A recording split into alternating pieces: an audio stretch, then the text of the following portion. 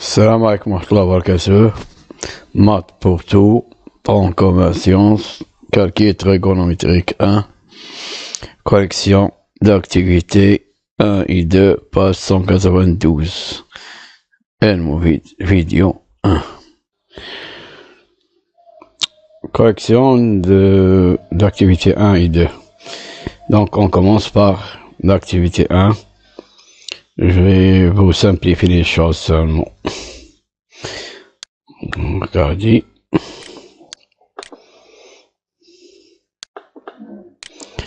Donc, avant tout, je vais lire ce qui est écrit ici.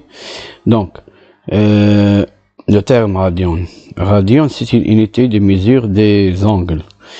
A été utilisé la première fois en 1873 par James Thomson en Irlande.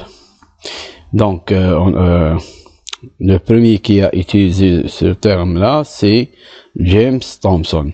Donc, la figure ci-contre, sa figure, montre un angle au centre, dont la mesure est de 1 radian.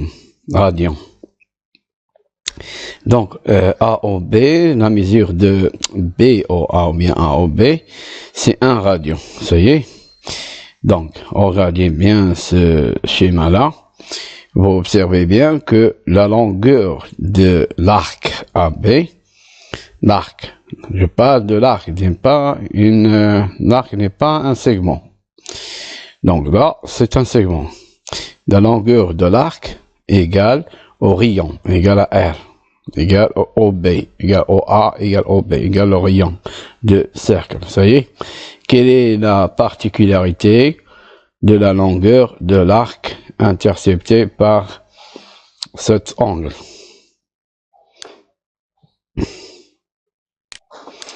On va voir. Donc,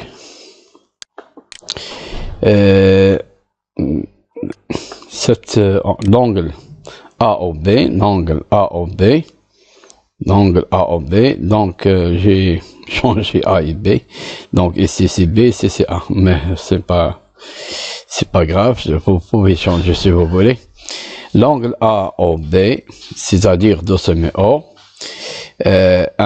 intercepte l'arc AB, c'est-à-dire les côtés OA, le côté OA et le côté OB de l'angle au centre. C'est un angle au centre parce que son sommet c'est le centre du cercle.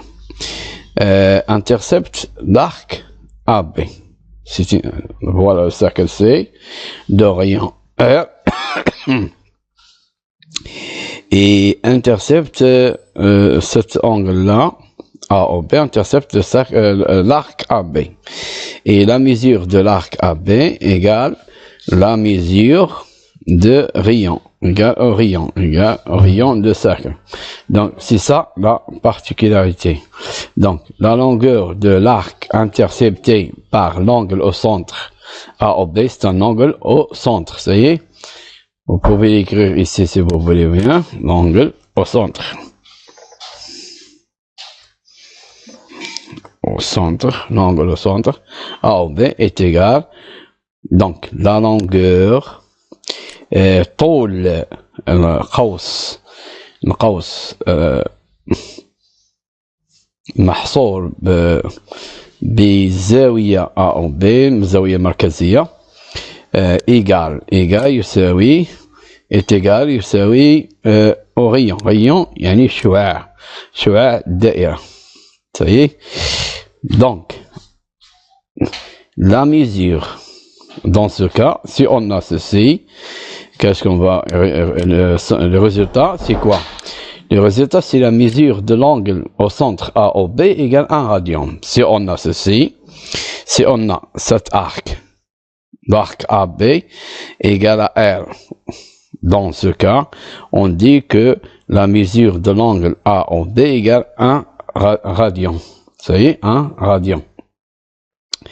Donc, regardez bien ici, on va voir d'autres choses. Si je prends le cercle, donc, on va le diviser On va voir combien on a de radians, un radian dans ce cercle. Donc, c'est quoi un radian? Il faut avoir cet angle doit être égal à R. Donc, on va prendre, cet arc doit être égal à R. Donc, A0, A1 égal à R. Donc, on va prendre le compas, on va faire A2. Donc, on va prendre même mesure que A0, A1. Ça y est? Donc, on trouve A2, donc A1, A2 égale à R. A2, A3 égale à R. Égale à en rayon. A3, A4 égale à R. Et A4, A5 égale à R. Et A5, A6 égale à R. Donc, on a combien de radians ici? Juste maintenant, on a 1, 2, 3, 4, 6, 1, 2, 3, 4, 5, 6. Donc, on a 6. Il reste un angle, le voilà, un petit angle. Le voilà, c'est l'angle de mesure 0,28 radians. Donc, il nous reste pour compléter tout le périmètre de cercle, on a besoin d'un petit angle de 0,28 radians. Regardez, il est plus petit que le 1 tiers.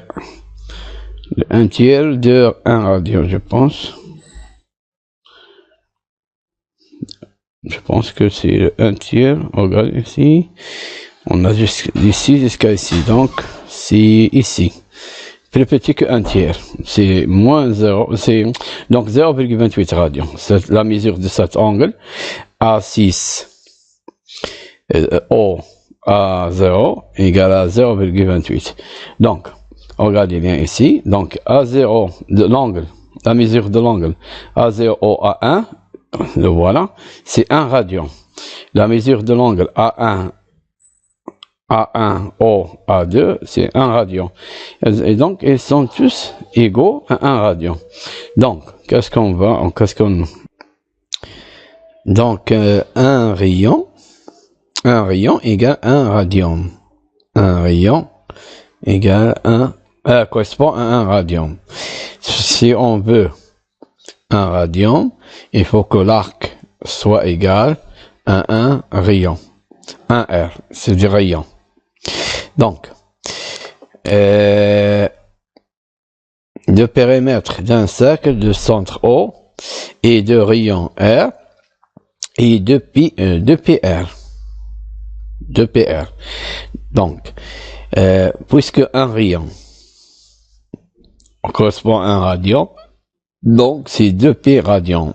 Donc, on va remplacer un rayon par un radian, c'est 2π, et si on va multiplier par 2π, on va multiplier par 2π. Donc, 2πr, 2π radian. 1 radian. Vous savez? Donc, un tour en complet, c'est-à-dire de A0 jusqu'à A0. Un tour complet. Un tour complet est à peu près égal quoi? Un radian plus 1 radian plus 1 radian plus 1 radian plus 1 radian égale 6 radians plus 0,28 radians. Le voilà. Donc c'est quoi ceci? C'est 6,28 radians. À peu près, c'est 0, à peu près, je dis à peu près.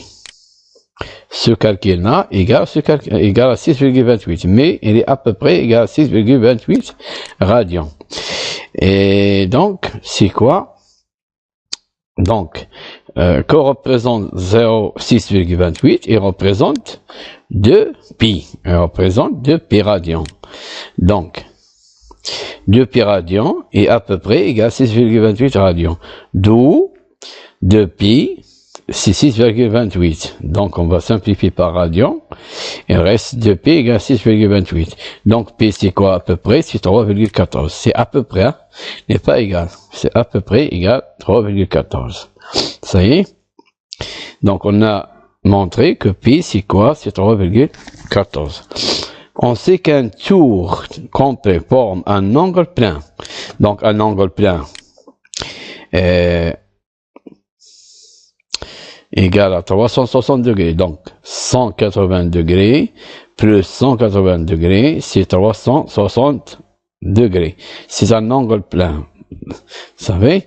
Donc, Donc, un angle plein mesure quoi? En radian, il mesure, parce qu'un angle plein, il représente un tour complet. Donc, un angle plein en degrés mesure 2 pi radian. Ça y est? Donc, si on divise par 2, donc c'est quoi?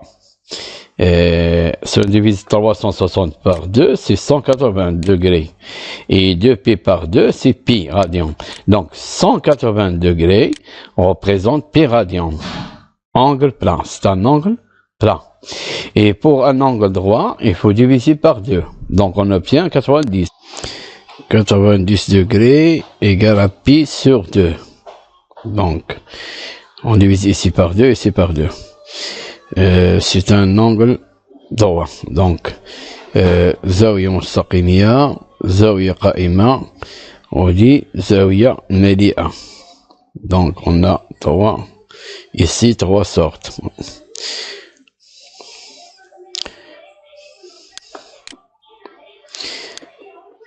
Donc, maintenant, on va voir comment faire pour calculer la mesure d'un angle en radian ou bien la mesure d'un angle en degrés en connaissant l'autre. Donc on a 180 degrés correspond à pi radian ou bien égal à pi radian.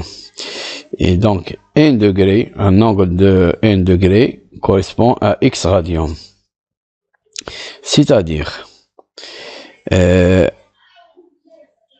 on fait les rapports, donc x radian sur pi radian égale à 1 degré sur 180 degrés. Le voilà, le rapport. Ou bien on fait la multiplication comme ici. On fait 180 degrés multiplié par x radian égale à 1 degré par fois pi radian. Donc, si on veut calculer x radian, on va calculer un radian, x, on recherche x, qu'est-ce qu'on va faire? On va laisser x ici, x radian, on va faire passer 180. La multiplication devient division, donc on obtient quoi? 1 degré fois pi radian fois 180 degrés. Donc ici, on va simplifier par degré, donc n, si on a la mesure d'un angle, par exemple, on a ici 30 degrés. Si on a 30 degrés, donc on va écrire à la place de 1 degré, on va écrire 30 degrés. Et on va simplifier par les degrés, il reste 30 sur 180 fois pi radian. Et pi, c'est 3,14. Ça y est? Et on calcule x en radian. Ça y est, si on a, par exemple, si on veut combien égale x en radian, par exemple, ici, par exemple, si on fait un exemple,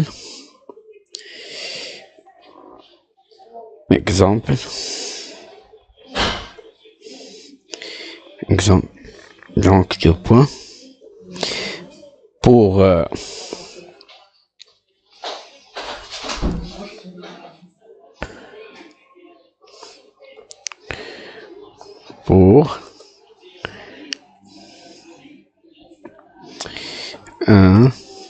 angle,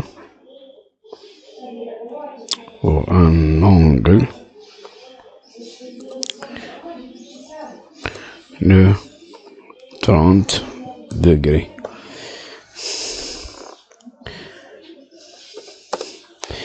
Pour un angle de 30 degrés, qu'est-ce qu'on va faire?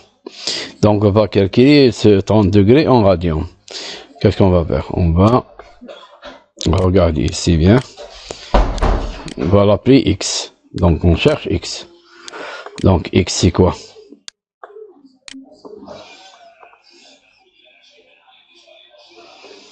Donc x, on va remplacer égal. On va remplacer 1 degré par 30 degrés. 30. Donc 30 degrés multiplié par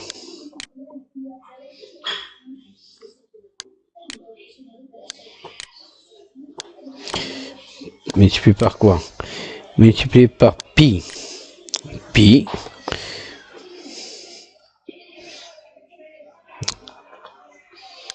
Pi la voilà ici.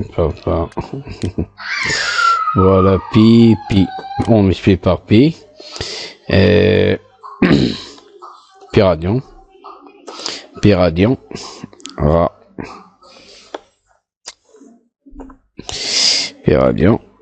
on divise par 180. 180 degrés. Donc, 30 degrés sur 180 degrés, c'est quoi? Si on simplifie par 30, donc 180 divisé par 30, c'est 6. Donc, égal à pi sur 6. Égal à pi sur 6 radians.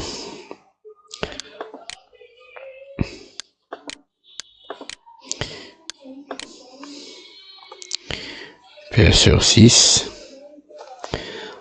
en radian.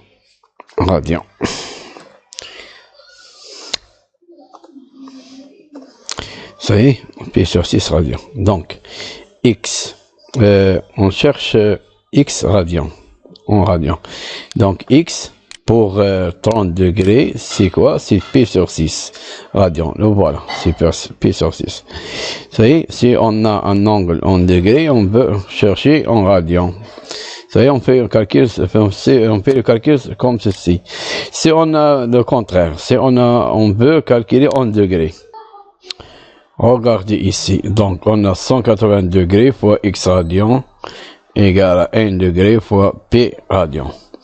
Donc, dans ce cas, l'inconnu, c'est 1 degré.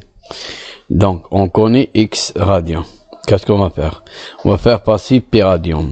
D'autre côté, la multiplication devient division. Donc, 1 degré égale à x radian. Voilà. Multiplié par 180 degrés sur p radian. Ça y est. Donc, on place x par le nombre de radians qu'on a et on calcule. Pi, c'est quoi pi? Pi radian, c'est 3,14 radians. 3,14 radians. Vous pouvez l'écrire ici, radian, si vous voulez. Mais on va simplifier par radian. On va simplifier par radian. On a ici radian et ici on a radian. On simplifie par radian. Et reste x fois 180 sur 3,14. Et on calcule. Par exemple, pour 1 radian, qu'est-ce qu'on va faire? On peut calculer l'angle pour 1 radian. Qu'est-ce qu'on fait? Pour 1 radian, on va remplacer ici par 1. Donc 1 fois 180 divisé par 3,14. C'est-à-dire 180 divisé par 3,14. On trouve 57, à peu près 57,3 degrés. Ça y est. Ici, à peu près égal, n'est pas égal, hein? Ça égal, à peu près égal, à peu près égal. Ça y est.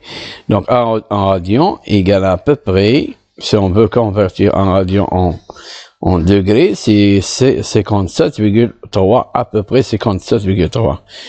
57,2 quelque chose, c'est-à-dire 57,3. Ça y est. Au dixième près. Mais par excès, pas par défaut, par excès.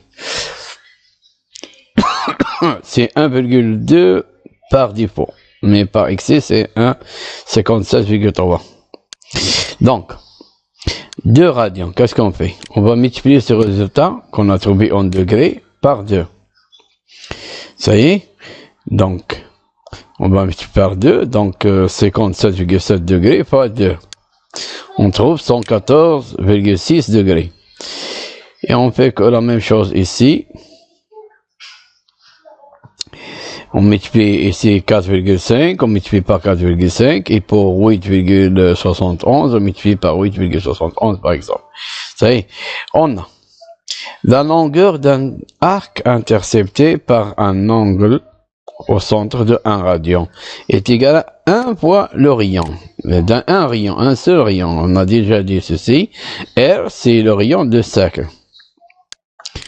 Donc, la longueur de l'arc intercepté par un angle de 2 radians, qu'est-ce qu'on va faire? On va multiplier par 2. Donc, 2 rayons, 2 fois R. Si on connaît le rayon, par exemple, R égale 6 cm. Donc, on multiplie 2 par 6 cm. Vous voyez, la longueur de l'arc, c'est 2 fois 6 cm. On a déjà dit ici, regardez ici, pour un radian, c'est quoi un radian? Un radian, c'est correspond à un un rayon. Donc, le voilà radian, un radian, le voilà. Un radian est égal la longueur. Donc, pour avoir un radian, il faut que la longueur de l'arc AB soit égale à R, égale au rayon. Donc, la longueur de AB égale à rayon R. Ça y est. Pour 2. Donc, pour 2 radians. Donc, pour 2 radians, le voilà. 1 radian, 2 radians. Égale ceci. Donc, l'arc, c'est le voilà. Donc, égal à R plus R. R plus R, c'est 2R. Ça y est. Et pour 4,5, on multiplie par 4,5R. Et pour 8,71, on multiplie par 8,71R. Si on connaît R, on calcule. C'est facile. Maintenant, on passe à l'activité 2. Pour l'activité 2, abscisse curviligne d'un point d'un cercle trigonométrique. Donc, on va voir tout ceci. Dans le plan muni d'un repère autonomé O, OI, OG. Donc, O, centre O. Ici, c'est le vecteur OI. Et ici, c'est le vecteur OG. C'est un repère cartésien. Donc, c'est un repère orthonormé, c'est-à-dire OI égale à OG et sont perpendiculaires. Ça y est. Donc, le cercle mu, je pense que c'est lui mu, je pense que c'est mu. Le cercle mu de centre O et de rayon 1. Donc, ce cercle-là est de centre O et de rayon égal à 1. Donc, OI égale à 1. Et donc, voilà OI. OI, c'est une unité pour l'axe des abscisses. Donc, OI égale à 1. Égale à OG. OI égale OG égale à 1, 1. Ça y est. Est appelé cercle trigonométrique. Donc, ce cercle-là est appelé cercle trigonométrique. Dans le cercle trigonométrique, qu'est-ce qu'on a? Lorsqu'on applique une rotation autour de l'origine O, de la partie positive de l'axe des abscisses, l'angle de rotation correspond est un angle trigonométrique. Donc, regardez. Ça, c'est un cercle. Un cercle trigonométrique. Pour un cercle trigonométrique, il est orienté. Un cercle trigonométrique est orienté. On a deux orientations. Donc, on a une orientation positive, on a une orientation négative. Dans le sens contraire des aiguilles d'une montre, c'est le sens, ce qu'on appelle le sens positif pour ce cercle trigonométrique. Et pour le même sens des aiguilles d'une montre, donc on a le sens, ce qu'on appelle le sens négatif. Donc on a un sens positif, on a un sens négatif. Le voilà écrit ici plus, ici moins. Donc ça, c'est le sens positif. Ça y est. Non, donc l'angle de rotation correspond à un angle trigonométrique. Donc cette rotation-là, si on fait une rotation, voilà cette rotation-là, de I jusqu'à ce point-là, ce qu'on appelle P, de I jusqu'à P, on a une rotation. De P jusqu'à P, on fait une petite rotation de l'angle θ. Cet angle θ, on appelle angle trigonométrique. On appelle aussi angle orienté. C'est un angle orienté parce qu'il est orienté, commence de le vecteur OI jusqu'à le vecteur OP. Ça y est, c'est un angle orienté. Donc, les coordonnées d'un point P, on a le point trigonométrique, c'est quoi les coordonnées? On va faire la projection ici orthogonale, on va faire la projection orthogonale ici.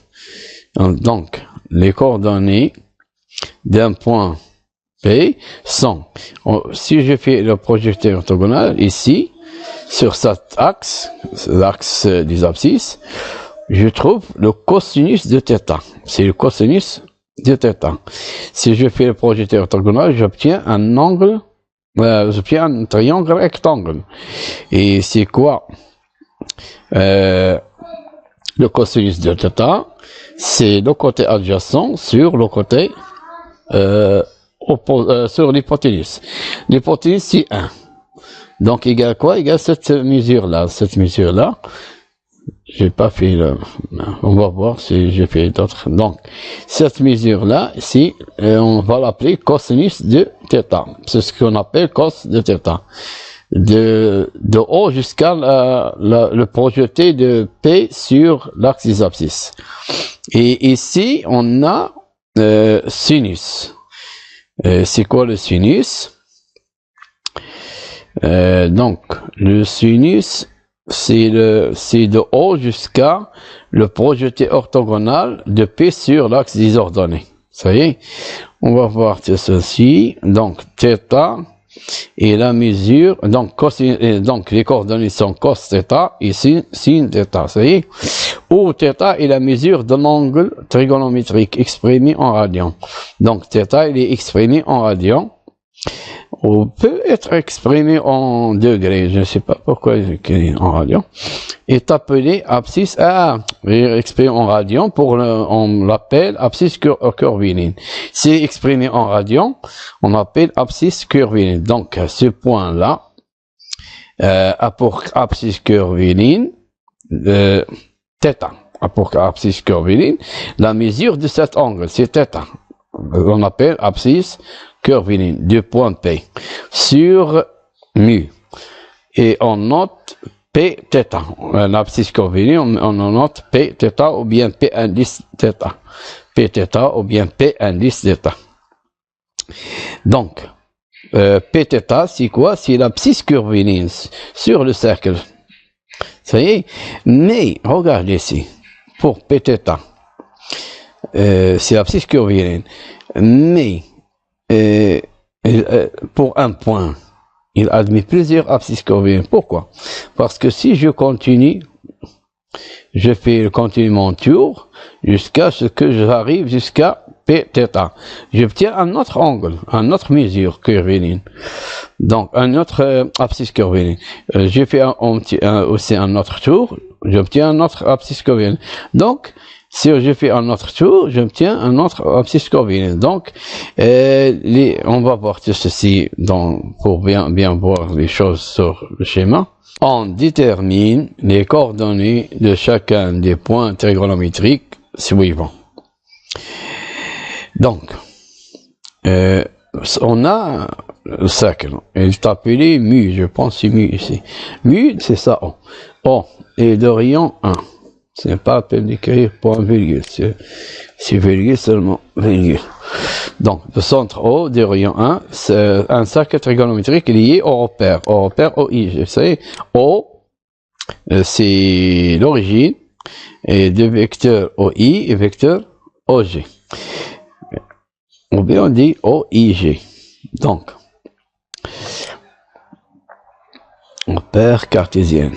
Soit θ, l'abscisse curviline du point P1, voilà P θ, P indice θ. θ, c'est la mesure de cet angle-là. Regardez ici. Si on va avec le sens de cercle trigonométrique, θ est positif. Si on va on prend θ ici positive.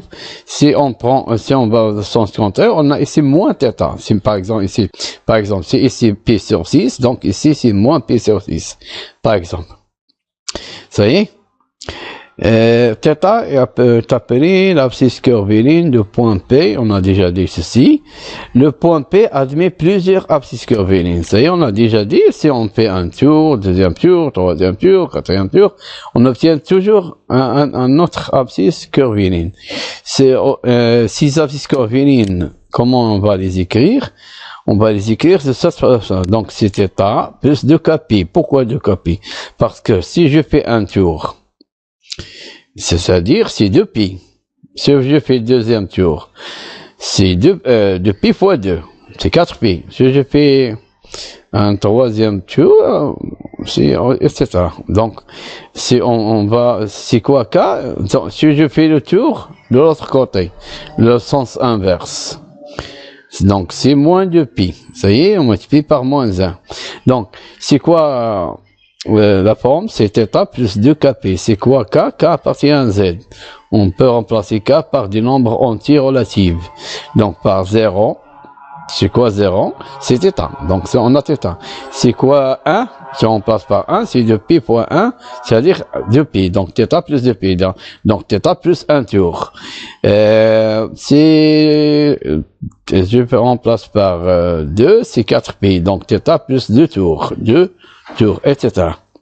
Et si je remplace par moins 1, c'est θ moins 2pi. Donc, c'est quoi moins 2pi? C'est un tour de l'autre de sens contraire. De sens contraire de sens trigonométrique.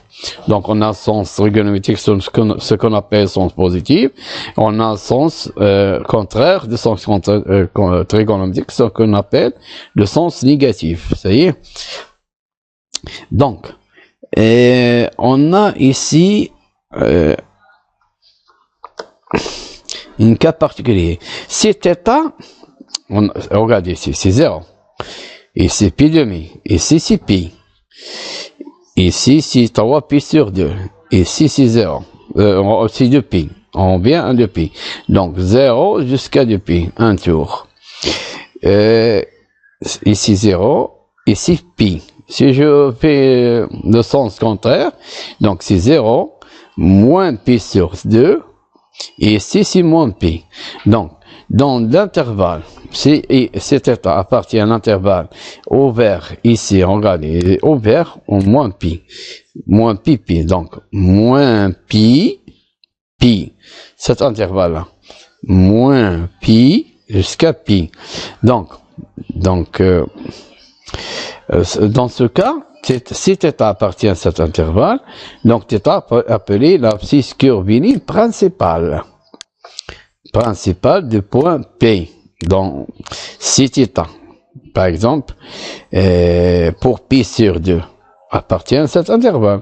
Donc, pi sur 2, c'est un abscisse curviligne pour le point G. Abscisse curviligne principale pour le point G.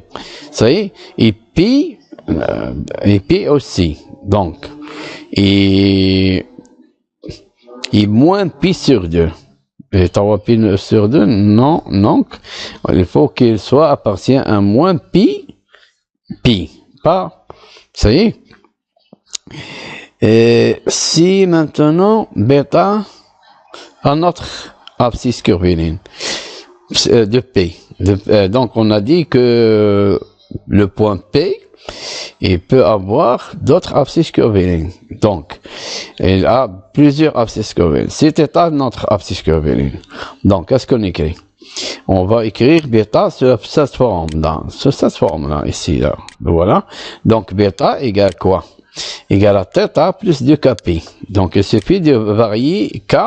K varie dans z. Il faut changer k par des nombres entiers relatifs. Ça y est. Ou bien on écrit de cette façon. Bêta égale à θ. Regardez. Pour θ, si on a θ, c'est l'abscisse curviligne principale. Donc, pour avoir une autre mesure, ou bien un autre abscisse curviligne, il suffit de remplacer k par des nombres entiers relatifs. Ça y est, si je donne k égale à 1, donc c'est θ plus 2pi, donc θ plus 1 tour, etc. Donc, ou bien on écrit de cette façon, si c'est une écriture, ou bien une autre écriture, là voilà, c'est bêta est congru, on dit congru à θ modulo de pi. Bêta est congru, bêta congru à θ modulo de pi. Ça y est. Donc, on va voir tout ça en détail. Donc, on commence par I. On va commencer par I. C'est quoi l'abscisse curviligne de I? C'est 0. Donc, la mesure de l'angle IOI, c'est 0. IOI, donc c'est 0. Donc, c'est quoi? Les abscisses curvilignes de I sont, on va l'écrire, 0 plus 2kp. C'est quoi 0 plus 2kp? C'est 2kp. Donc, si je donne k égale à 0, donc c'est 0, ça y est. Mais si je donne k égale à 1, donc c'est 2pi. Donc, un tour. Donc, 0, on fait un tour, on revient à 0. On revient à 0, c'est-à-dire 2pi. On a fait un tour de 2pi. Si on donne k égale à moins 1, donc moins 2pi, si on fait l'autre sens. Ça y est. Donc, 0 appartient à moins pi, pi. C'est le centre. Moins pi, pi. Puisque 0 appartient à l'intervalle moins pi, pi, ouvert ici, fermé ici. Hein. Alors, 0 est l'abscisse curviligne principale de point I. Donc, l'abscisse curviligne principale de point I, c'est quoi? C'est 0. Sur ce cercle. Donc, maintenant, on passe à G. Pour G, les abscisses curvilignes de G, on va l'écrire P demi plus 2kp. Avec K appartient à Z. Comme P demi appartient à cet intervalle-là, moins pi, pi, donc alors, P demi est l'abscisse curviligne principale de G. Donc, je donne des exemples pour comprendre l'abscisse principale et les abscisses curvilignes. Pour I', la voilà, I' ici. Et c'est le symétrique de I par rapport à O, ou bien pas symétrique par rapport à la droite des ordonnées. Les abscisses curvilignes de point I' sont de la forme, donc c'est quoi égale ça, égale à pi. Cet angle égale à pi, donc pi plus 2kp. Donc, pi plus 2kp.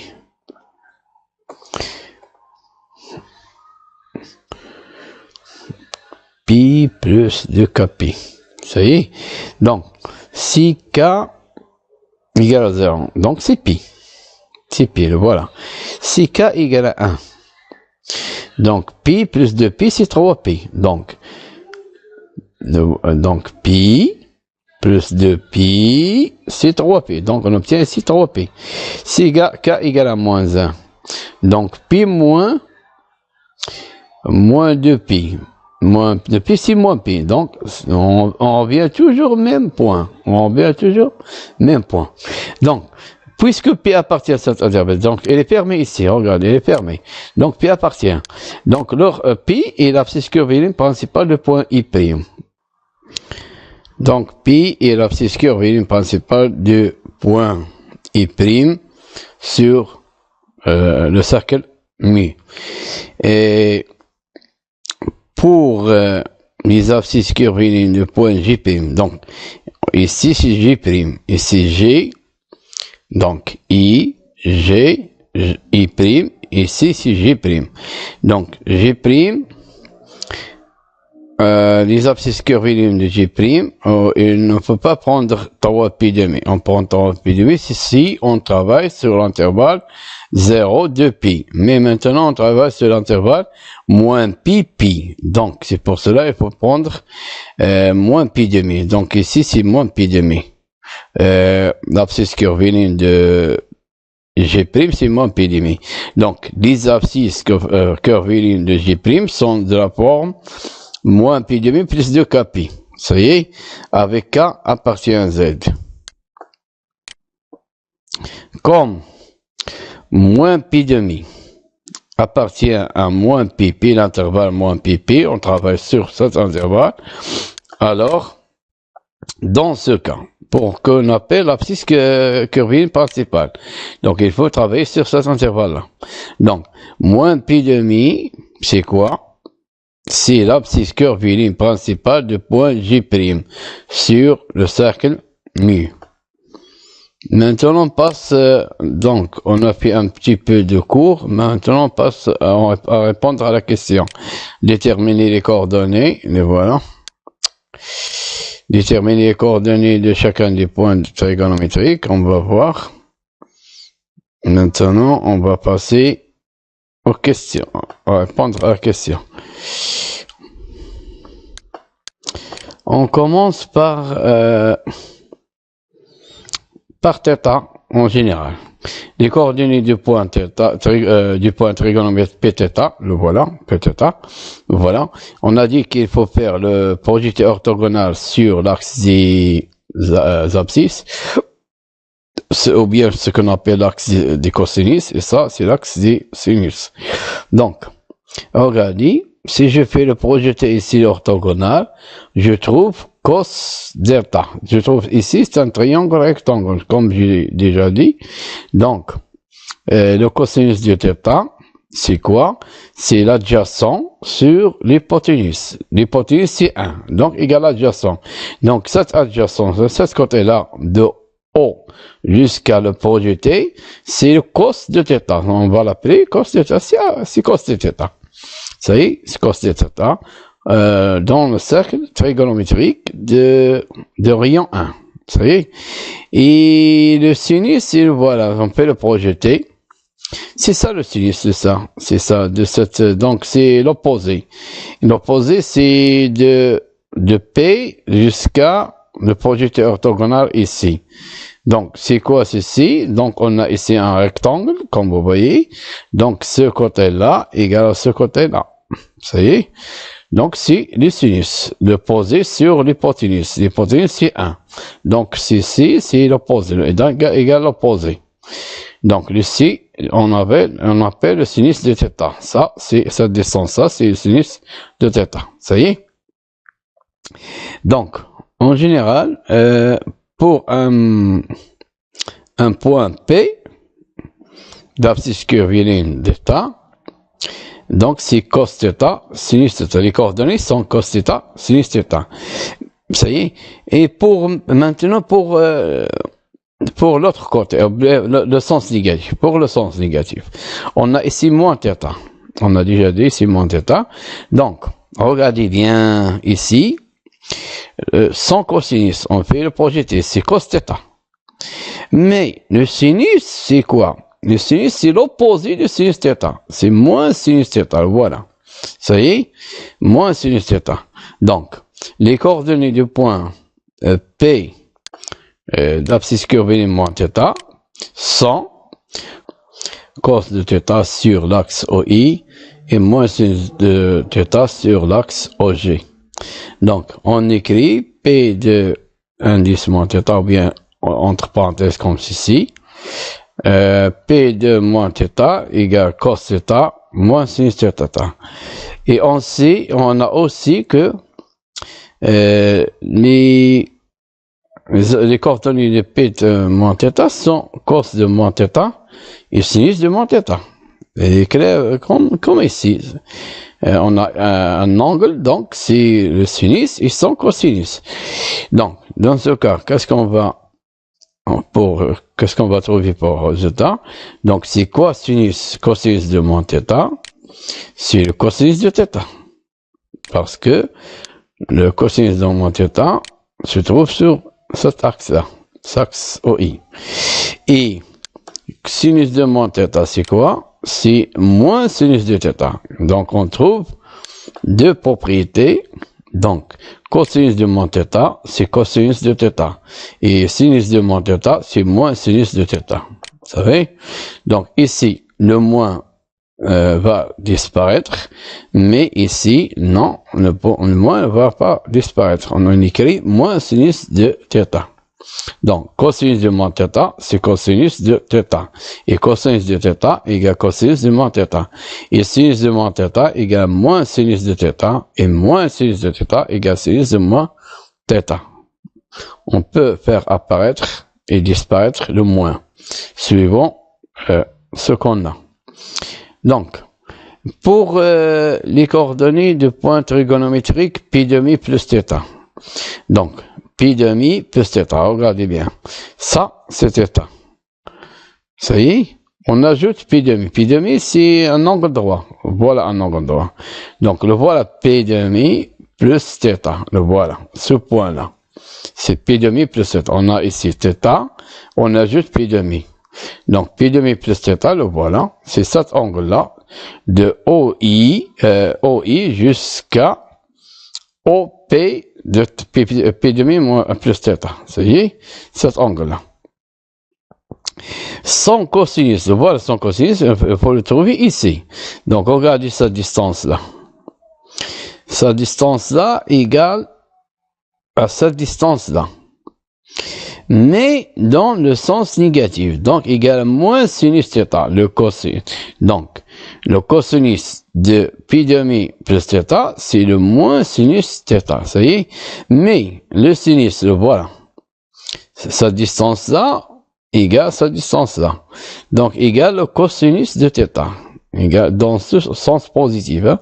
Donc, qu'est-ce qu'on obtient? Les coordonnées du point, ici c'est du point, ici c'est du point trigonométrique P demi plus θ, c'est quoi? Sur l'axe OI, c'est moins sinus θ. Et sur l'axe OG, c'est cosinus θ. Donc, le voilà, moins sinus θ. Regardez la distance. D'ici jusqu'ici. C'est la même distance ici. C'est la même distance. Mais puisque dans le sens négatif, on va prendre moins. On va ajouter moins. Donc, moins sinus θ. Ici, c'est cos θ et dans le sens positif. Donc, les coordonnées de pi demi plus θ sont, donc c'est moins sinus θ, cos θ. Donc, l'abscisse, l'ordonnée. Et en cas général, on a les coordonnées de point P, d'abscisse curviligne P demi plus θ, c'est cos de pi demi plus θ, sinus pi demi plus θ. Et comme ici. Vous savez, en cas général. Donc, qu'est-ce qu'on obtient? On obtient deux autres propriétés. Donc, cosinus de pi demi plus θ, voilà, égale à quoi? Égale à moins sinus de θ. Donc, le cosinus de pi demi plus θ égale à moins sinus de θ. Regardez bien. Si on a pi demi plus θ, on écrit ici moins sinus de θ. On change à la place de cosinus, on écrit sinus de θ. Et à la place d'écrire pi demi plus θ, on écrit seulement θ et on ajoute ici moins. Et pour sinus de pi demi plus θ, l'ordonnée, c'est quoi? C'est l'ordonnée ici. C'est quoi l'ordonnée ici? C'est cos. Donc, sinus de pi demi plus θ, c'est cosinus de θ. Ça y est? Donc, on va voir d'autres coordonnées.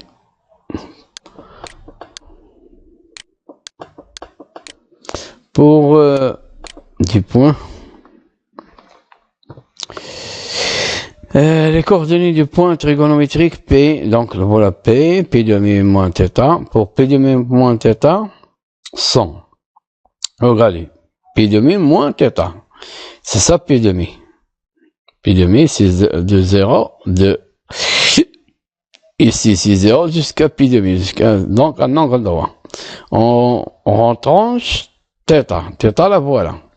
Si je retranche θ, je viens ici. Donc, le voilà, je retranche cet angle-là. Cet angle-là, c'est θ. Donc, ceci, c'est pi demi moins θ. Pi demi, c'est ça θ.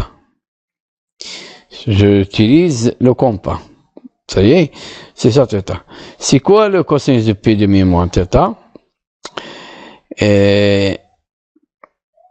Si ce sont ces deux angles complémentaires, θ et pi demi moins θ, ce sont deux angles complémentaires. C'est-à-dire leur somme égale à pi demi, c'est un angle droit. Leur somme est un angle droit. On a déjà dit dans l'année dernière, dans la troisième année collège, on a déjà dit que si deux angles sont complémentaires, le sinus de l'un égale au cosinus de l'autre. Donc, ou bien le cosinus de l'un égale le sinus de l'autre. Regardez. Pour le projeter ici, on trouve ici le voilà. Mais cette distance-là n'est pas égale cos θ, égale à cette distance-là, sinus de θ. Donc, le cosinus de pi demi moins θ, c'est quoi? C'est le sinus de θ. Et le sinus de pi demi moins θ, c'est le cosinus de θ. Ça y est. Donc, les coordonnées de pi demi pi demi moins θ sont sur l'axe des abscisses, c'est sinus θ. Et sur l'axe des ordonnées, c'est cos θ. Ça y est. Donc, on écrit de cette façon. Donc, P, en cas général, qu'est-ce qu'on écrit? Cosinus de pi demi moins θ et sinus de pi demi moins θ. Donc, qu'est-ce qu'on obtient? On obtient d'autres propriétés. Donc, cosinus de pi demi moins θ, c'est quoi? C'est sinus de θ. Et sinus de pi demi moins θ, c'est cosinus de θ. Ce que je viens de dire. Si on a deux angles complémentaires, donc le cosinus de l'une égale le sinus de l'autre. Si je fais la somme ici, je trouve pi demi. Donc le cosinus de pi demi moins θ égale le sinus de θ. Et le sinus de pi demi moins θ égale cosinus de θ. Et ceci pour à peu près, il y a une petite différence entre pi demi plus θ et ici on a plus, ici on a sinus θ et l'autre, qu'est-ce qu'on a? On a moins sinus θ, mais l'autre il reste comme il, cos θ, cos θ. Il faut apprendre ces choses par cœur. Donc, les coordonnées de points trigonométriques P de pi plus θ, ben maintenant on passe de point trigonométrique pi plus θ. 100. Ici, c'est 100. Regardez, pi plus θ. Donc, voilà pi. On ajoute θ, le voilà θ. Donc, pi plus θ, le voilà. Donc, pi plus θ, le voilà, ce point-là. Pi plus θ. Des coordonnées de pi plus θ, on peut le projeter ici, on peut le projeter ici. On peut projeter ici, on trouve, c'est moins cos θ, de sens contraire. Donc, ici, il est positif, mais ici, il est négatif. Donc, moins cos θ. Et le sinus, c'est moins aussi. Donc, ici, positif, ici, c'est négatif. Donc, moins sinus θ. Ça y est? Donc, c'est moins cos θ, moins sinus θ. Et en cas général, c'est cos de pi plus θ et sinus de pi plus θ. Donc, on obtient d'autres propriétés. Donc, cosinus de pi plus θ, c'est quoi? C'est moins cos θ. Regardez. Cos de pi plus θ, c'est moins cos θ. Et cos, on peut, pour simplifier ceci, à place d'écrire pi plus θ, on peut écrire moins cos θ. Ou bien au contraire, on peut, moins cos θ, c'est comme moins cos θ, c'est cosinus de pi plus θ. Et sinus de pi plus θ, c'est moins sinus de θ. Ça y est? Et ce sont d'autres propriétés. Il faut apprendre ces choses. Maintenant, on passe les coordonnées de pi moins θ. Maintenant, on a pi, le voilà. Et on tranche θ, le voilà θ. Θ, c'est ici. On utilise toujours le compas. Donc, le voilà θ, le voilà θ, le voilà θ. On va faire moins θ. Donc, moins θ, le voilà, le sens contraire. Moins θ. Donc, c'est pi, le point P de coordonnées d'abscisse curviline, pi moins θ, le voilà. Le voilà, le cosinus. Le cosinus, c'est moins cos. Mais le sinus, c'est lui-même, c'est sinus. Ça y est? C'est ça la différence entre les deux.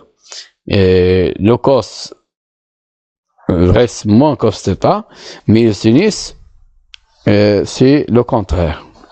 Donc, cos en cas général, on a dit, donc, sur l'axe OI, c'est moins cos θ. Et sur l'axe des ordonnées, c'est sinus θ. Donc, on écrit comme ça. Et en cas général, le voilà. Donc, comme propriété, donc on peut voir, cos de pi moins θ, c'est quoi? C'est moins cos θ. Et sinus de pi moins θ, c'est sinus de θ. Donc, on passe pour P, pour le point d'abscisse curviligne, 3pi sur 2 plus θ. Donc, 3pi sur 2, le voilà.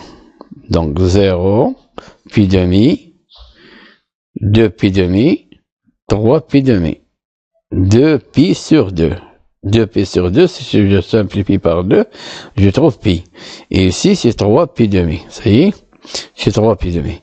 Donc, 3pi demi plus θ. Donc, on ajoute ici θ. Le voilà θ. Donc, θ, le voilà. On utilise le compas. On ajoute ici θ. Donc, c'est pi, 3pi demi plus θ. Ça y est, d'abscisse curviligne. Le voilà. Son cosinus, c'est le sinus de θ. Et son sinus, c'est le moins cosinus. Donc, il est négatif ici, donc moins cosinus. Donc, sur l'axe des OX, c'est sin θ. Et sur l'axe des ordonnées, c'est moins cos θ. Donc, pour 3pi demi plus θ, donc en cas général, voilà, on obtient les propriétés suivantes. Cos de 3pi demi plus θ, c'est sinus de θ. Donc, et sinus de 3pi demi plus θ, c'est moins cos de θ. Donc, on passe pour les coordonnées de points d'abscisse curviligne, 3pi sur 2 moins θ. Donc, ça, si on a dit, c'est 3pi sur 2. Et donc, moins θ, on revient ici. Donc, le voilà, 3pi sur 2 moins θ. Voilà, c'est ce point-là. Le sinus, le cosinus, c'est moins sinus.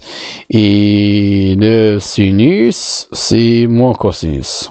Donc, moins sinus, moins cosinus. On obtient ceci. Cosinus de 3pi demi moins θ, c'est moins sin θ.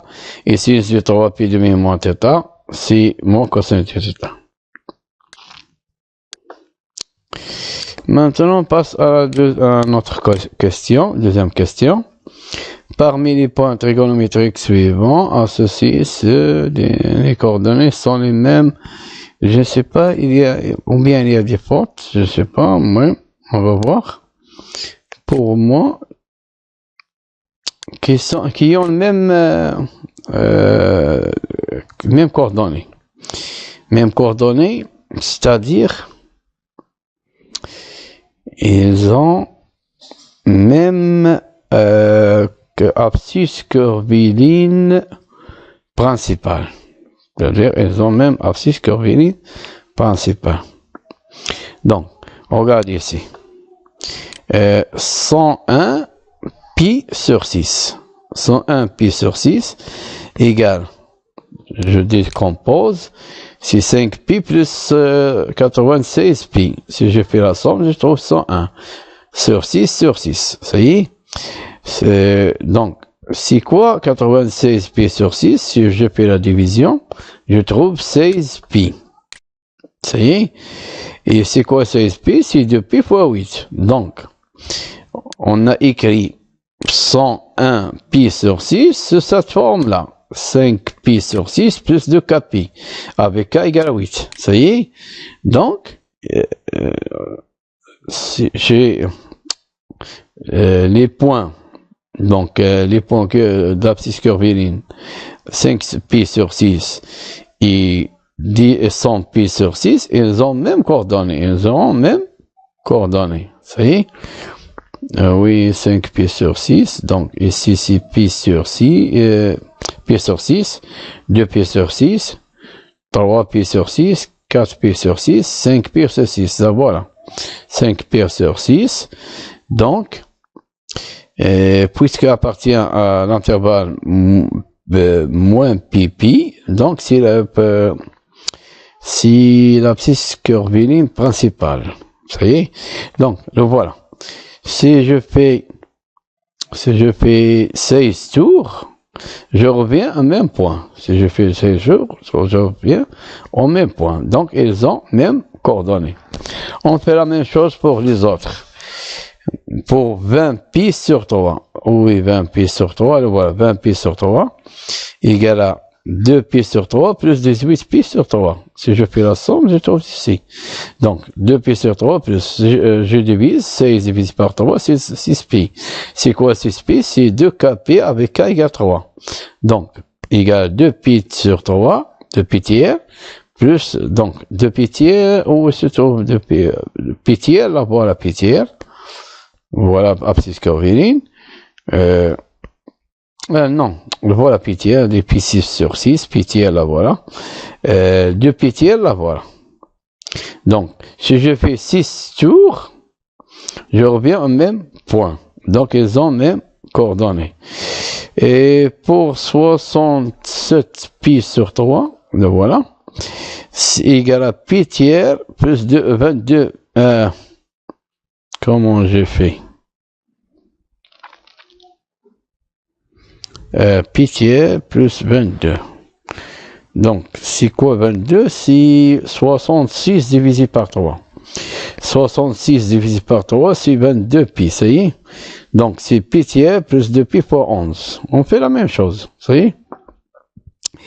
Donc, c'est 2 k pi avec k égale 11. Donc, donc, pi tiers. Là, voilà.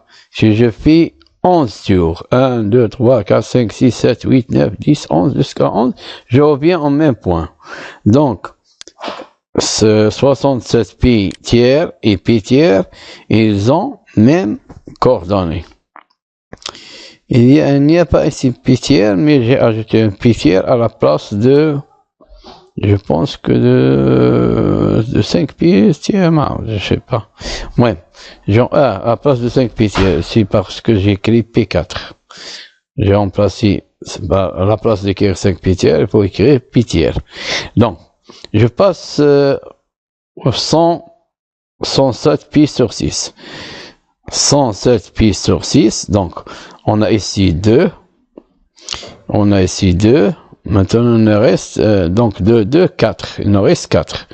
Donc, 67 pi sur 3, on a dit, j'ai dit.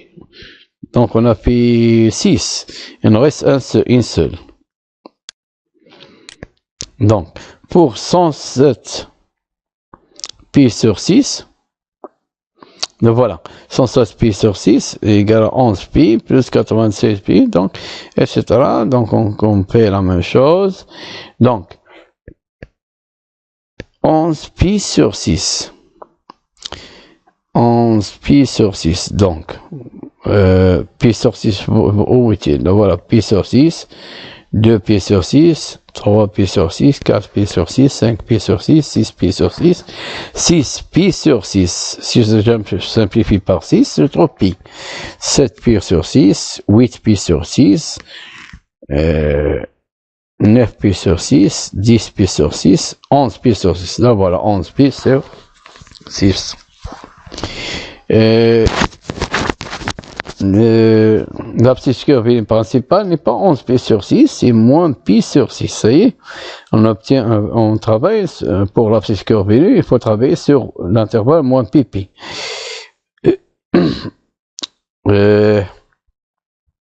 Donc, si je fais combien de tours? Si je fais 8 tours, je reviens au même point. C'est 8 tours, ça veut dire 107 pi sur 6, ça y est. Donc, ils ont même coordonnées. Donc, on a aussi ici, j'ai remplacé P5 à la place P5, à la place pi sur 6, j'ai remplacé par 11 pi sur 6. Je ne sais pas, est-ce qu'il y a des fautes ou bien moi, que j'ai fait des fautes, je ne sais pas. Bon. On va voir la dernière question. Dans chacun des points trigonométriques ci-dessous, déterminer dans quel quadrant. Quadrant, on va faire en même temps, je pense, l'abscisse curviligne principale. Il parle ici de l'abscisse curviligne principale. Quelle est la mesure d'angle de l'intervalle moins pi pi? Comme je dis, c'est l'abscisse curviligne principale. Ça y est. Donc, pour ces points-là, Q1, Q2 jusqu'à Q6. Donc, les quadrants, les voilà. On a 4 quadrants. Donc, ce quadrant-là, c'est le premier quadrant qui est orange. et le deuxième il est vert, et le troisième il est bleu, et le quatrième il est marron. Ça, c'est aussi marron. Marron clair, et c'est marron, pas clair. Mais on va appeler ça orange, ça y est. Donc, premier quadrant, deuxième quadrant, troisième quadrant, quatrième quadrant. Ça y est. On va voir où se trouve chaque point de ces points. Ça y est. Pour 171 pi sur 4, on va faire la même chose qu'avant. C'est 3 pi sur 4 plus on va faire une décompose, on calcule, donc le voilà. Donc les points, ces deux points, le point Q1 et le point Q1, le voilà. L'abscisse curviligne ici, et 3 pi sur 4, ils ont même coordonnées parce que 3 pi sur 4, si je fais combien de tours, 21 tours, je trouve ceci-là. Donc Q1 se trouve donc 3 pi sur 4. Où se trouve 3 pi sur 4? Pi sur 4, c'est-à-dire 45 degrés, je pense. Pi sur 4, donc on a pi demi, on divise par 2, c'est pi sur 4. Pi sur 4, 45 degrés. Donc ici, c'est pi sur 4, 2 pi sur 4, 3 pi sur 4 se trouve ici, donc dans le deuxième quadrant. Donc, du plan cartésien. Donc, puisque 3 pi sur 4, est-ce qu'il appartient à moins pi pi? Oui, donc puisqu'il appartient à moins pi pi, donc 3 pi sur 4, si on répond à une deuxième question. Si l'abscisse curviligne principale de Q1, ça y est. On fait la même chose pour les autres. Pour moins 293 pi sur 2. On va l'écrire sur la forme moins pi sur 2, moins 292 pi sur 2. On fait un calcul, donc c'est moins pi sur 2 et moins 2393 pi sur 2, ils ont même coordonnées. Il faut donc moins pi sur 2, là voilà. C'est ça, moins pi sur 2. Si je fais combien de tours? Je vais faire de 21 tours. Je pense qu'il y a une petite faute. Ici, c'est moins 21. Moins 21. Je fais 21 tours, mais le sens contraire. Dans le sens contraire. Donc, c'est moins 21. Vous savez, donc K égale moins 21. Je tombe sur le même point de l'abscisse curviligne, moins pi demi. Donc, puisque moins pi demi appartient à l'intervalle moins pi pi, donc moins pi demi, c'est l'abscisse curviligne principale de Q2. Ça y est. On va faire la même chose pour les autres. Donc, on va faire une décompose, on trouve 72, donc c'est 21 tours. Je tombe sur le point de pi sur 3. Donc, pi sur 3, c'est-à-dire 60 degrés. Pi sur 3, 2 pi sur 3, 2 pi sur 3, voilà, il se trouve ici. Donc, se trouve dans le deuxième quadrant. Pour l'autre, j'ai pas dit où se trouve. Pour moins pi demi se trouve ici. Donc, il se trouve entre le troisième et le quatrième. Ça y est, quadrant. Et pour moins pi demi, pour 2 pi tiers, se trouve ici. Se trouve sur le deuxième quadrant.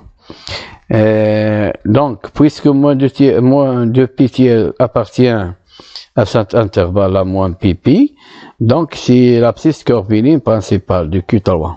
On passe à Q4.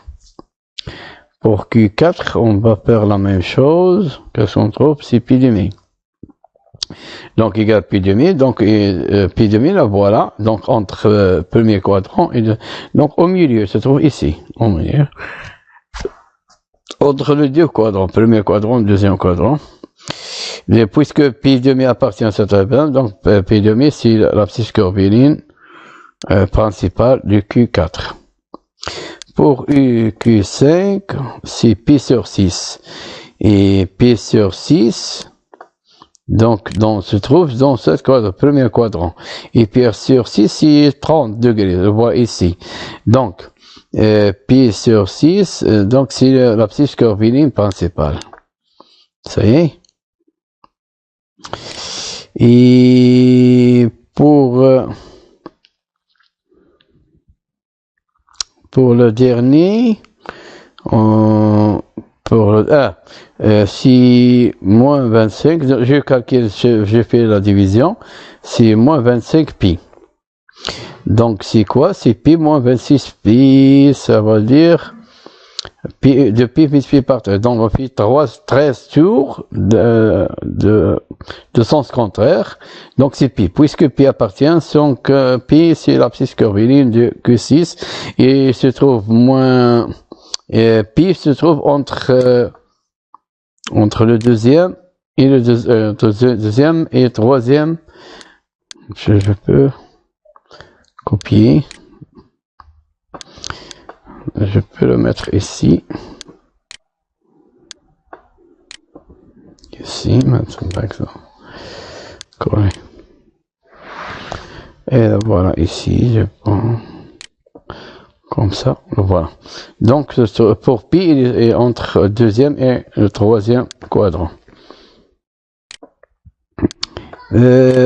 Ça y est, on a fini pour ce maison, mais je vais vous donner une autre méthode de trouver l'abscisse curviligne principale. Comment on trouve l'abscisse curviligne principale? Deuxième méthode, on va faire seulement pour Q1. Donc, on a Q1, c'est ceci, voilà. Et l'écriture générale des abscisses curvilignes, on les écrit de cette façon-là. Qu'est-ce qu'on va faire? On va trouver K. On va chercher K. Donc, il suffit de trouver K tel que il faut que ceci appartienne à l'intervalle. Moins pi pi. Donc, il est supérieur strictement à moins pi et inférieur ou égal à pi. Ça y est.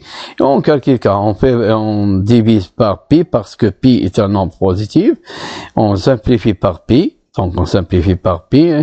Pi va disparaître d'ici, ici, ici, ici. Donc, va disparaître. Ici, on va factoriser, on va disparaître. Et il reste ici, on tranche ici pour supprimer ceci, pour supprimer 171 sur 4. Donc, on tranche 171 sur 4. Vous savez? Et on calcule, on multiplie par 1,5 pour supprimer 2, et il nous reste K. Et il nous reste K y compris entre moins 175 sur 8 et moins 176 sur 8. Quels sont les nombres relatifs, anti-relatifs qui sont entre ces deux? Il y a seulement un nombre, c'est moins 21. Donc, K égale moins 21. Je vais remplacer K par moins 21 ici pour trouver l'abscisse curviligne principale. Ça y est, je remplace ici pour trouver l'abscisse curviligne. Ça y est, voilà, je remplace K par moins 21, le voilà, moins 21, et je calcule et je trouve 3pi sur 4, 3pi sur 4, donc 3pi sur 4 est l'abscisse curviligne. On va vérifier est-ce que notre trouvé le même, voilà. 3pi sur 4, voilà, là voilà, 3pi sur 4, voilà, on a trouvé 3pi sur 4, l'abscisse curviligne, donc c'est 21 tours. Donc, pour Q1, ça y est, c'est la deuxième méthode, c'est fini, merci. Shukran ala mushahada. C'est fini pour cette vidéo, merci d'avoir vu cette vidéo et bonne chance. Partagez avec tes collègues, أصدقاء تاعك في القسم والأصدقاء تاعك بصفة عامة لتعم الفائدة. أسألكم دعاء الوالدية وشكرا.